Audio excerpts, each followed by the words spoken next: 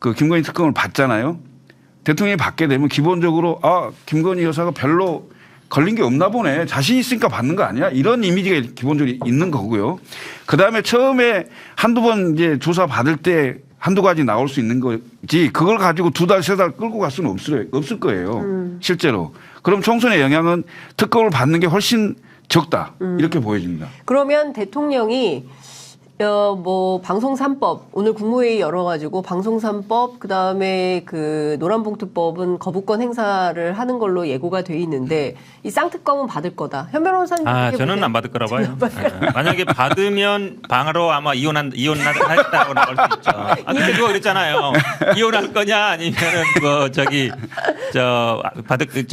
네. 결정해야 된다는 얘기인데 왜냐면 진짜 저도 그 얘기 들었어요. 맞잖아요. 이혼한 대통령 옛날에 그렇게 그때 많이 소문이 많이 돌았잖아요. 대선 때 그러니까 서초동에서 용산 안 갈 때 왜 안 가냐, 오그냐. 왜냐면 몇 달 동안 안 갔잖아요. 그때 막 온갖 이제 밀당이 있었다는 거 아니에요. 그때 이런 얘기 나왔거든요. 이혼할 거다 뭐 이런 얘기도 나왔었는데 만약에 그렇게 되면 나 집에 갈래 이래버릴 수 있잖아요. 나 아크로비스타 돌아갈래 이래버리면 어떡해요?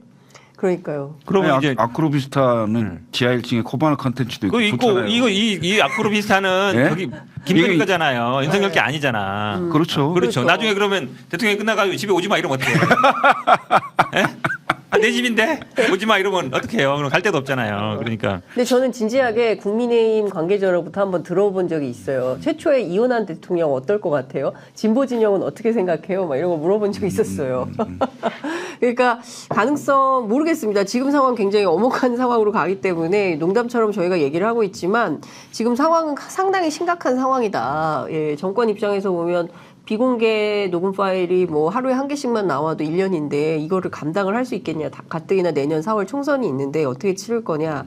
대통령실이 아무 얘기가 없어서 제가 보기에는 이거 계속 일관할 수 있을지 조만간 입장을 발표할지. 입장 못 밝히죠. 아니, 그러니까 누가 어떻게 밝히겠어요? 유튜브는 대응하지 않겠다 이렇게 얘기했다는 유튜브는 대응하지 않겠다. 고소고발은 유튜브도 잘 하던데 뭐. 아니 근데 보니까 JTBC 긴급심의를 결정했잖아요. 네. 방심위가. 보수 유튜브는 잘 보신다던데. 그러니까.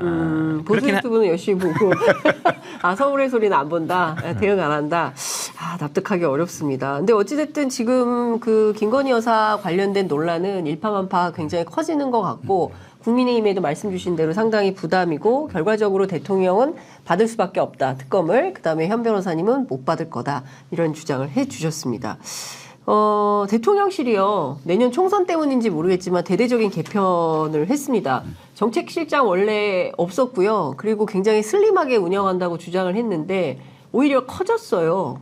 그리고 이관섭 누굽니까? 그 국정상황실장이 정책실장으로 승진했습니다. 이 개편은 인사 개편은 좀 어떻게 보십니까? 김철민 실장님께 먼저 드리겠습니다. 정무수석부터 이제 수석들 쭉 다 바꾸고요. 정책실을 신설을 해서 이제 그 정책기획 수석이 이제 정책실장으로 가는 인사안을 봤는데 네. 대체로 중량급이 아니고 경량급이다. 이런 생각이 좀 들어요. 경량급이다. 네.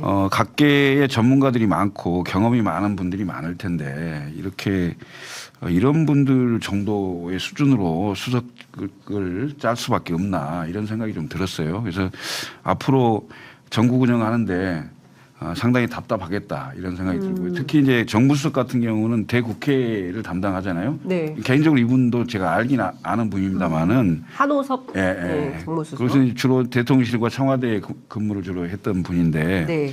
국회도 이제 물론 잘 알 겁니다. 그런데 이제 기본적으로 그 현역 의원들의 특징이 있죠.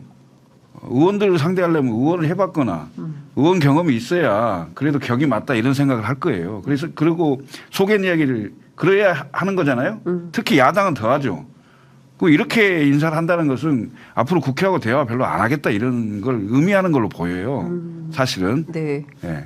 그다음에 지금 뭐 시민사회 수석의 황상무 전 앵커죠. 앵커인데 이분이 강원지사 경선에 나가서 김진태 지금 지사한테 졌는데 네.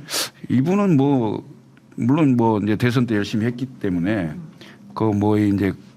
그 대선 때 했던 그 공로로 뭐 이렇게 잘해주는 것 같은데 시민사회 수석은 기본적으로 시민단체들하고 소통하는 거잖아요. 그럼 그 시민단체에서 좀 관록이 있거나 이런 분들이 와야 되는 게 상식적인 거잖아요. 네. 예. 뭐 예를 들면 이 황상무 이분이 홍보수석을 갔다. 뭐 이러면 이해가 되겠어요. 예? 네, 그렇죠. 언론인. 그런데 이런 게 보면 대체로 보훈 인사 개념으로 좀 많이 받아들일 수밖에 없고 네. 그다음에 국정 운영에 크게 그 보좌를 잘할 만한 사람들이다 이렇게 보기에도 좀 쉽지 않은 그런 인사로 경량급 인사로 보입니다. 경량급. 제가 봐도 그래요. 지금 이제 강서구청장 선거도 이길 걸로 봤다는 거 아니에요. 그렇게 보고하고 그러니까 졌다 그러니까 대노했다는 거 아닙니까? 지금 엑스포도 똑같잖아요. 그렇죠. 엑스포도 뭐 막판 대역전 가능합니다. 뭐 막 이랬을 거예요 아마. 근데 까보니까 완전히 뭐 말도 안 되는 얘기였고 그렇죠. 지금 뭐 총선도 뭐 아유 170석 가능합니다 막 이렇게 보고했다는 얘기들이 들리잖아요. 네. 그 얘기 뭐예요? 그냥 듣기 좋은 얘기만 한다는 얘기잖아요. 왜냐면 듣기 싫은 얘기하면 승질내니까. 맞잖아요. 맨날 대노한데 맨날 대노한데. 그러면 어떤 참모가 옆에 가서 이거 이렇게 하면 안 됩니다. 어떻게 하겠어요? 그러면 네. 바로 대노하고 바로 네. 이러니까. 그러니까 사실은 쓴소리를 하고 아니면 예를 들어 지금 뭐 당청 관계를 바꾸라든지 야당하고 관계를 바꾸라든지 국정 기조를 바꾸라든지 이런 얘기를 해줄 사람이 있어야 되는데 네. 제가 보기엔 그런 사람이 하나도 안 보여요. 그러니까 전혀 제가 보기엔 기존하고 변화된 건 없고 어쨌든 이번에 이제 총선 나갈 사람들 그냥 보내주는 정도인 것 같고 기존의 체계를 그대로 끌고 가겠다는 건데 글쎄요. 제가 보기에는 뭐 당청 관계나 야당과의 관계나 뭐 이런 관계는 뭐 그대로 가겠다. 변경될 것 같지는 않다. 그렇군요. 그럴 만한 역할을 하는 사람이 안 보여요. 네, 그러니까 네. 기본적으로 지금 상황에서는 대통령이 기분 나빠하거나 싫어하거나 뭐 이런 소리가 전달이 안 되기 때문에 정세 판단을 계속 오판하고 있다. 아마 내년 총선까지도 그럴 가능성이 높다. 그러니까 좀 있으면 아마 200석 한다고 보고하는 사람이 생길지도 몰라요. 120석. 걱정 마십시오. 지금 우리 지금 민주당 다 지금 뭐 뽀개지게 네. 생겼으니까 조만간 200석 할 겁니다. 네, 이렇게 보고하면 그래. 좋아하는.